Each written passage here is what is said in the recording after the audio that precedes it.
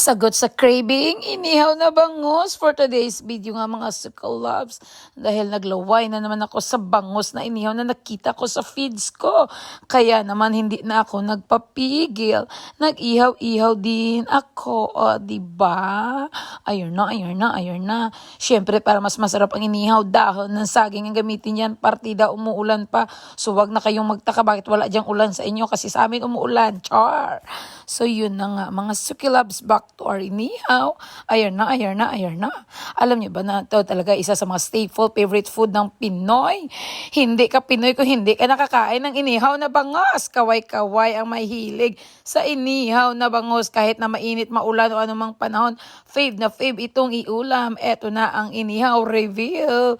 Nako po, wala pa man inaglalaway na ako mga Suki Loves. Kaya ihanda ng isang rice cooker na kanin dahil for sure talaga mapapalaban na naman tayo sa extra rice. Kaya heto na mga Suki Loves ang ating inihaw na bangus. Ang ating ulam for today. Kung saan sagot sa craving ng Lola Esang nyo. Di ba mga Suki Loves, mga kaisa? Sino ba naman ang hindi mahilig sa ganito? Pagbukas mo, puro taba agad.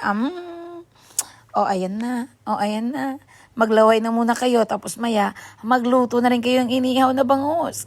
Dahil ito ang ulam na mura na, masarap pa, wala ka talagang talo pag ito ang katpares ng kanin mo. Kaya tara let's. It's time to kain muna mga Suki Loves talaga, mga kaisa, kaunta. Please follow, like, and share.